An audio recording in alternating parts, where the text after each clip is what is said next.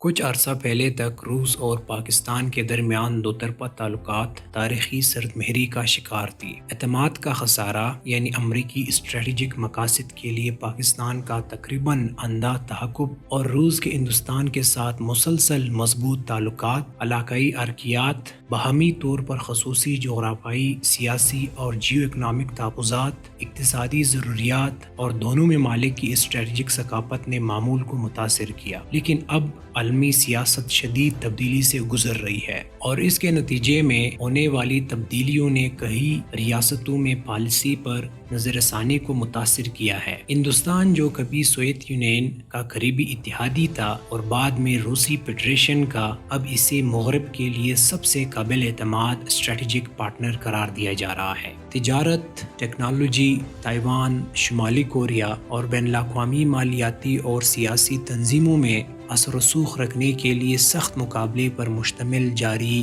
چین امریکہ کی سر جنگ کے نقشے تیزی سے واضح طور پر قابل فہم بلاکس میں پختہ ہو رہے ہیں۔ کووڈ-19 کی لہروں پر لہروں نے بین الاقوامی لبرل ورلڈ آرڈر کے جنگ کے بعد کے دور کو نقصان پہنچایا ہے۔ چین خطرے کو قبول کرنے والا اور ثابت قدم ہو گیا ہے اور اس نے موجودہ عالمی نظام کو تبدیل کرنے یا کم از کم اس میں ترمیم کرنے کے لیے متبادل سیاسی اور مالیاتی ماڈل پیش کرنے کے اپنے ارادوں کا اظہار کیا ہے تاکہ ترقی پذیر ممالک کی شکایات کو پورا کیا جا سکے۔ افغان طالبان اقتدار میں آ چکے ہیں اور افغانستان کی تعمیر نو اور اپنی حکومت کو مستحکم کرنے کی کوششیں کر رہے ہیں۔ اس جغرافیائی، سیاسی اور جیو اکنامک صورتحال کے درمیان پاکستان اور روس دونوں نے اپنے قومی مفادات کے بہتر تحفظ کے لیے اپنے تعلقات میں ایک نئے باب کی تعمیر کے لیے کافی مربوط بنیادیں تلاش کی ہے اور امن اور استحکام کے لیے علاقائی ماحول کو سازگار بنایا ہے۔ ان تعلقات میں مزید استحکام کے لیے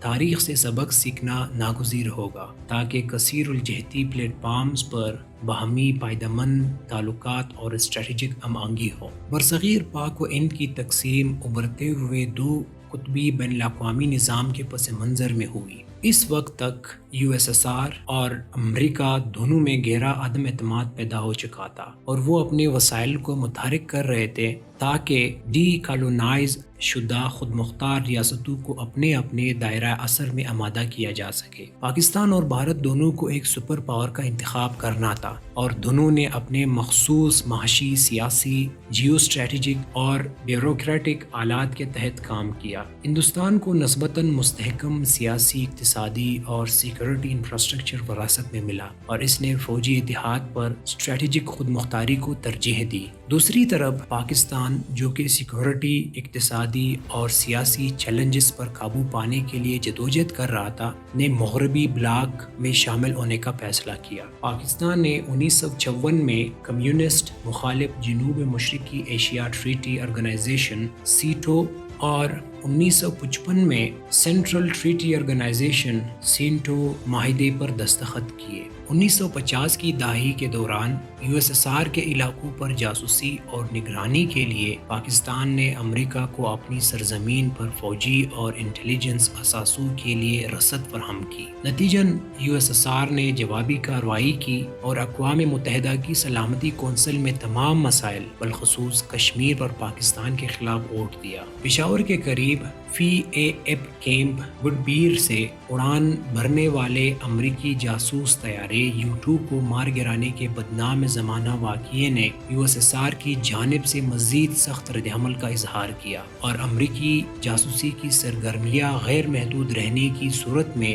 جوابی کارروائی کی دھمکی بھی دی۔ بعد میں کچھ بہتری ہوئی۔ دونوں ممالک نے 1965 میں ثقافتی اور سیاسی تعاون کے ایک معاہدے پر دستخط کیے اور 1965 کی جنگ کے بعد ہندوستان اور پاکستان کے درمیان دشمنی ختم کرنے کے لیے یو ایس ایس آر نے 1966 میں تاشقند معاہدے پر ثالثی کی۔ لیکن اس مختصر رشتے کو اس وقت ایک مہلک دھچکا لگا جب پاکستان نے ہنری کسنجر کے دورہ چین کا اہتمام کیا اور اس میں سہولت فراہم کی، جس نے امریکہ اور چین کے درمیان ہم آہنگی کی بنیاد رکھی۔ سوشلسٹ بلاک کی ٹوٹ پھوٹ نے یو ایس ایس آر کو غصہ دلایا اور اس نے 1971 کے ہندوستان سوویت دوستی کے معاہدے پر دستخط کر کے پاکستان کے خلاف انتقامی کارروائی کی۔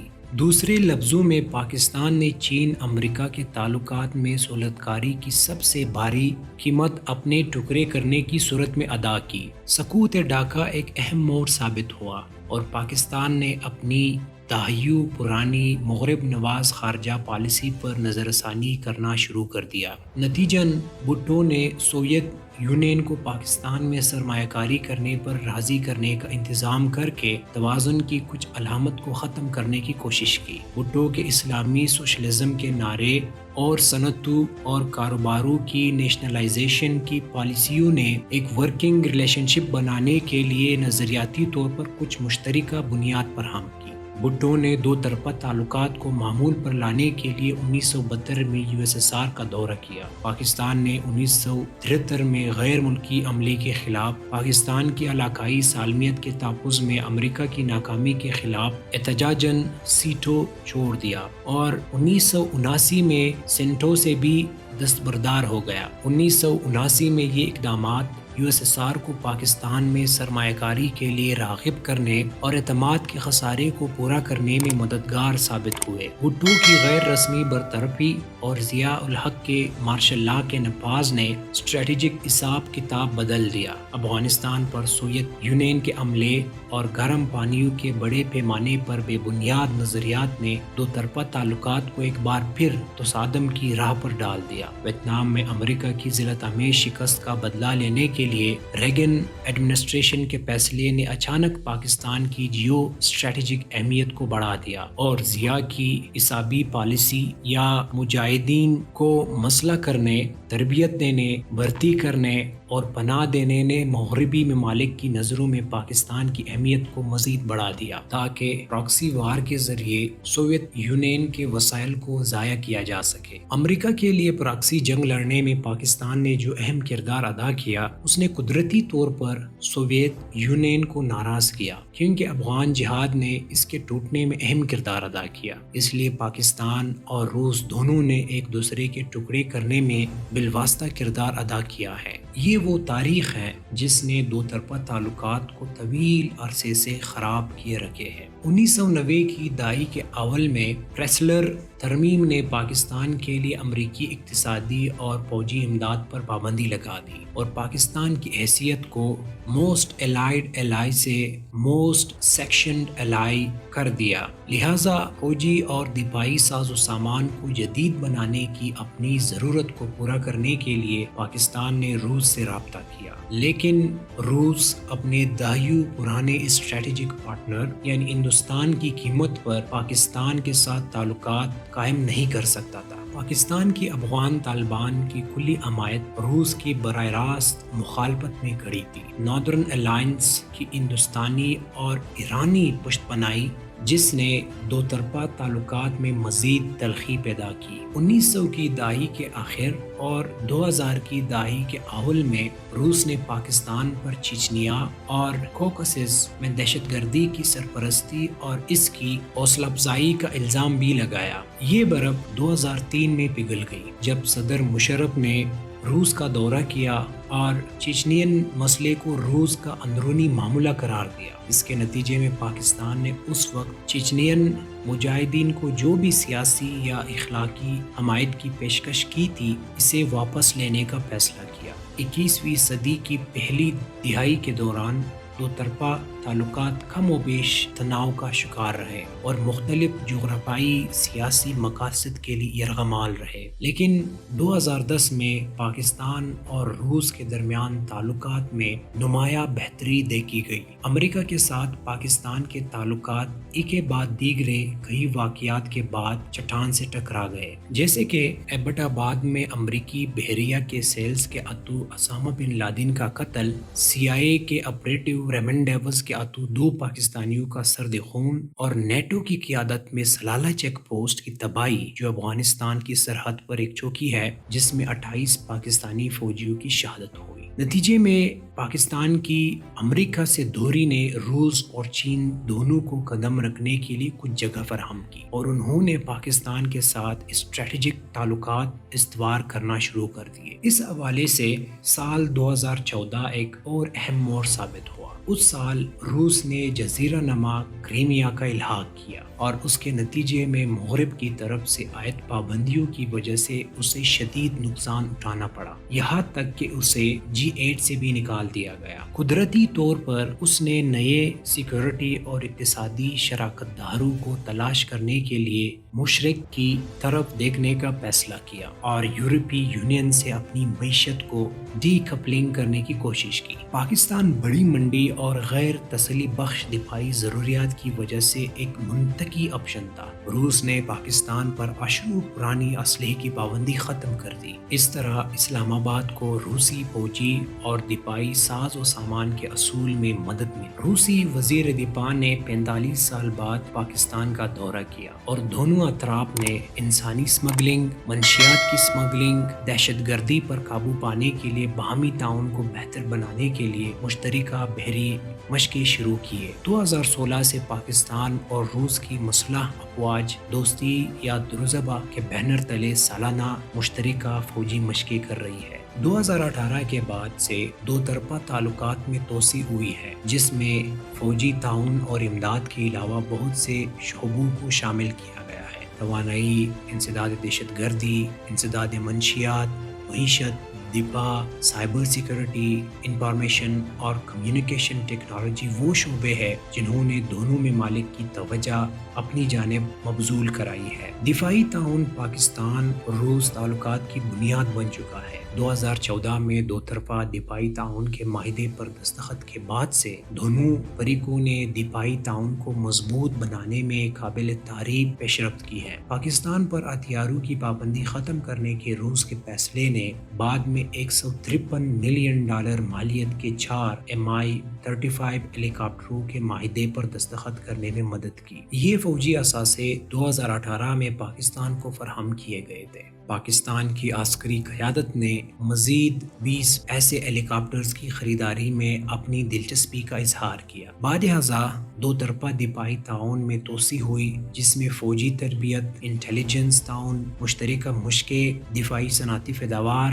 انسداد دہشت گردی اور بحری قزاقی کے ساتھ ساتھ باہمی دلچسپی کے دیگر شعبے شامل ہیں۔ مشترکہ فوجی مشاورتی کمیٹی دفاعی تعاون کا اعلیٰ ترین فورم ہے اور اس کا ستمبر 2021 میں تیسری بار اجلاس ہوا۔ درزبہ مشترکہ فوجی مشقیں ایک باقاعدہ خصوصیت بن چکی ہے۔ چھٹی سالانہ رجبہ مشقیں اکتوبر 2021 میں اختتام پذیر ہوئی۔ اس سے انکار نہیں کہ روس اب جنوبی ایشیا کو ہندوستان کے لیے خصوصی تسلط کی جگہ نہیں سمجھتا۔ اس نے اب اس حقیقت کو تسلیم کر لیا ہے کہ پاکستان بھارت کے تسلط پسندانہ عزائم کو ناکام بنانے کے لیے کسی بھی حد تک جا سکتا ہے۔ فروری 2019 میں پلوامہ کے بحران نے روس کو مزید باور کرایا کہ پاکستان اپنی طویل اسٹریٹجک سمت پر سمجھوتا نہیں کرے گا۔ پاک چین اسٹریٹجک پارٹنرشپ کی پھیلتی ہوئی نوعیت اور امریکہ اور مغرب کی طرف بھارت کے جھکاؤ نے بھی روس کو جنوبی ایشیا میں اپنے قدموں کے نشانات کو بڑھانے پر مجبور کر دیا ہے۔ تاہم ان ممکنہ امید افزا منظرناموں کے باوجود ہمیں یہ بات ذہن میں رکھنی چاہیے کہ پاکستان اور روس کے دفاعی تعلقات میں کچھ ساختی رکاوٹیں ہیں۔ ان رکاوٹوں میں سے ایک پاکستان کی زوال پذیر معیشت ہے۔ ہمارے پاس اتنی گہری جیبیں نہیں ہیں کہ وہ S-400 جیسے ممنوعہ مہنگے دفاعی آلات کو برداشت کر سکے۔ مزید برآں روس اور امریکہ کے درمیان تیزی سے سامنے آنے والے یوکرائن کے بحران پر بڑھتی ہوئی تلخی اور پاکستان کا IMF اور دیگر مغربی حمایت یافتہ بین الاقوامی مالیاتی اداروں پر مسلسل انحصار کا مطلب یہ ہوگا کہ ہمارے پاس اسٹریٹجک خود مختاری بہت محدود ہے۔ علاقائی انضمام اور ترقی روس اور پاکستان کے درمیان تعلقات کا ایک اور پہلو ہے۔ دونوں ممالک نے علاقائی روابط کو بہتر بنانے، مواصلات کو ہموار کرنے اور تجارتی رکاوٹوں کو کم کرنے کے لیے دو طرفہ اور کثیر الجہتی سفارتکاری میں مصروف عمل ہے۔ ٹرانس افغان ریلوے لائن منصوبہ ایک ایسا ہی اقدام ہے جو دونوں ممالک کے درمیان بڑھتی ہوئی سب بندی کو واضح کرتا ہے۔ ابتدائی طور پر اس منصوبے کا تصور پاکستان، ازبکستان اور افغانستان کو ملانا تھا۔ 29 دسمبر 2020 کو پاکستان اور افغانستان دونوں نے ازبکستان کے ساتھ ایک خط پر دستخط کیے اور اس منصوبے کو عملی جامہ پہنانے کے لیے $4.8 بلین مالیت کے قرضے کے اصول کے لیے اسے بین الاقوامی مالیاتی اداروں کو بھیجا۔ اس منصوبے میں ایک ریلوے لائن کی تعمیر کی تجویز دی گئی ہے جو افغانستان کے شہر مزار شریف کو پاکستان کی بندرگاہوں کراچی، بن قاسم اور گوادر کے راستے کابل اور پشاور سے جوڑے گی۔ روس نے بھی اس منصوبے میں شامل ہونے کا فیصلہ کیا ہے اور اسے مکمل سفارتی اور سیاسی حمایت کی پیشکش کر رہا ہے۔ ایک مثبت پیش رفت میں حال ہی میں ختم ہونے والا کثیر الجہتی مشترکہ ورکنگ گروپ کی 2 روزہ کانفرنس کے دوران افغانستان نے پاکستان، ازبکستان، قازقستان اور روس کو مکمل سیکیورٹی کی پیشکش کی ہے۔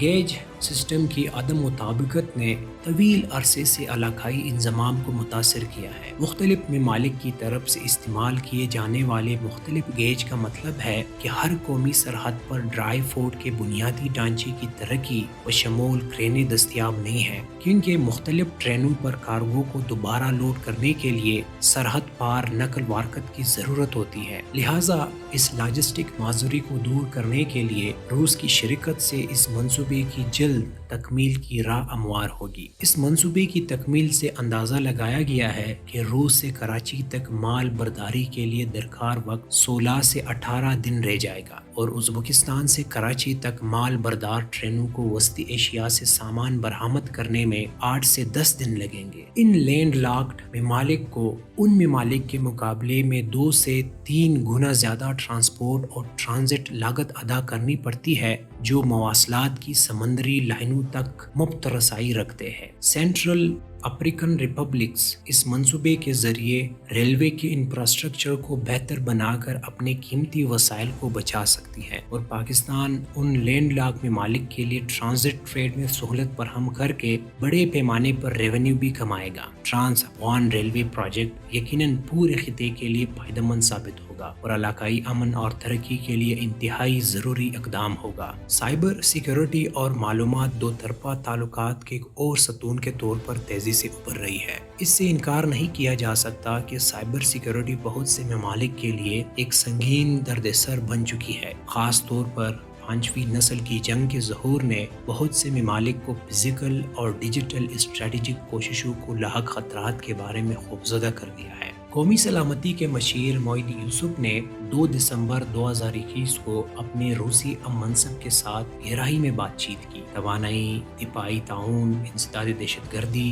منشیات کے علاوہ دونوں نے سائبر عدم تحفظ کے بڑھتے ہوئے خطرے سے نمٹنے کے لیے تعاون کو مضبوط بنانے پر تبادلہ خیال کیا۔ روسی خبر رساں ایجنسی نے اطلاع دی کہ روسی سیکیورٹی کے چیف نیکولے پیٹروشیو نے سائبر سیکیورٹی اور انسداد منشیات پر خصوصی توجہ دی ہے۔ مزید برآں روسی سیکیورٹی کونسل نے دو طرفہ تعلقات کی اچھی حرکیات، سربراہی اجلاس اور وزارتی سطح پر باقاعدہ سیاسی مکالمے اور اقوام متحدہ اور SCO سمیت مختلف بین الاقوامی اداروں میں ان کے تعاون پر اطمینان ظاہر کیا۔ سیکیورٹی اس وقت تک خطرے سے دوچار رہتی ہے جب تک کہ سائبر خطرات کی روانی سے نمٹنے کے لیے کوئی ناقابل تسخیر دفاعی طریقہ کار اختیار نہیں کیا جاتا۔ ڈاکٹر موحد یوسف نے دو طرفہ تعلقات کو وضاحت دے کر یقیناً ایک مثالی کام کیا ہے اور ان کے اس تازہ دورے کو سائبر سیکیورٹی اور انفارمیشن ڈومینز میں تعلقات کو مضبوط بنانے میں ایک اہم پیش رفت قرار دیا گیا ہے۔ اگرچہ دونوں فریقوں نے اس سلسلے میں تفصیلی معلومات کا اشتراک نہیں کیا ہے، تاہم ماہرین کی سطح پر مہارت کا تبادلہ اور باقاعدہ بات چیت سے سائبر عدم تحفظ کے خطرات کے خلاف پاکستان کے تحفظات کو بہتر بنانے میں مدد ملے گی۔ گلوبل نیشنل سیکیورٹی انڈیکس میں روس 5ویں نمبر پر ہے اور پاکستان روسی تجربے سے سیکھ کر بڑے پیمانے پر فائدہ اٹھا سکتا ہے۔ North south gas pipeline project, جس کا نام بدل کر پاکستان اسٹریم گیس پروجیکٹ رکھا گیا ہے، ایک ایسی علامت بن گیا ہے جو اسلام آباد اور ماسکو کے درمیان دو طرفہ تعلقات کو مزید گہرا کرنے کی علامت ہے۔ ابتدائی طور پر اس منصوبے پر 2015 میں دستخط کیے گئے تھے، لیکن روس کی ریاست کے زیر کنٹرول کمپنی جو اس اسٹریٹجک پروجیکٹ کی شیئر ہولڈر ہے، پر مغرب کی طرف سے عائد پابندیوں کی وجہ سے اس میں رکاوٹ پیدا ہوئی۔ اس رکاوٹ کو دور کرنے کے لیے روس نے جولائی 2021 میں پاکستان کو شیئر ہولڈنگ کے معاہدے میں اکثریتی حصہ 74% دیا، اور اب یہ منصوبہ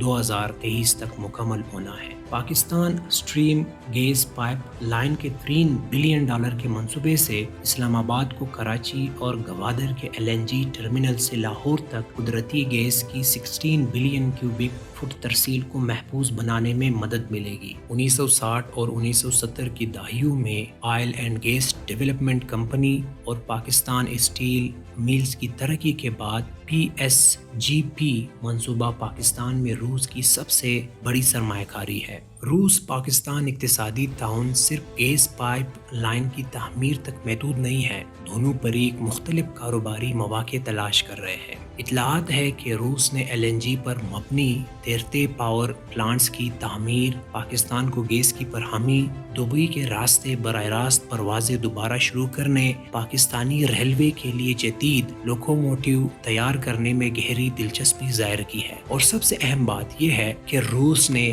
پاکستانی خوراک اور زرعی مصنوعات درآمد کرنے پر آمادگی ظاہر کی ہے۔ کسٹم ڈیوٹی رجیم پر دستخط کیے گئے ہیں، اور سینیٹری اور فائٹو سینیٹری ضروریات کو پورا کرنے کے بعد پاکستانی برآمد کنندگان منافع بخش روسی منڈیوں میں آلو اور دیگر اجناس برآمد کر سکیں گے، جو پاکستان کے لیے ایک اچھی بات ہے۔ صدر بائیڈن کی دعوت کے باوجود پاکستان کا US ڈیموکریسی سمٹ میں شرکت نہ کرنے کا فیصلہ اسلام آباد اور واشنگٹن کے درمیان تیزی سے پھیلتی ہوئی خلیج کی نشاندہی کرتا ہے۔ یہ سخت فیصلہ، جس کے سنگین مالی اور سفارتی اثرات مرتب ہوں گے، اس حقیقت کی نشاندہی کرتا ہے کہ پاکستان اپنی اسٹریٹجک خود مختاری کے تحفظ کے لیے خطرات کو قبول کرنے کے لیے تیار ہے۔ روس اور چین دونوں نے سمٹ کی شدید مخالفت کی تھی اور اسے سرد جنگ کی ذہنیت کا مظہر قرار دیا تھا۔ افغانستان بھی روس اور پاکستان کے لیے کنورجنگ پوائنٹ ثابت ہو رہا ہے، اور ڈیموکریسی سمٹ سے دستبرداری کے فیصلے کے ساتھ کوئی امید کر سکتا ہے کہ آنے والے سالوں میں پاکستان،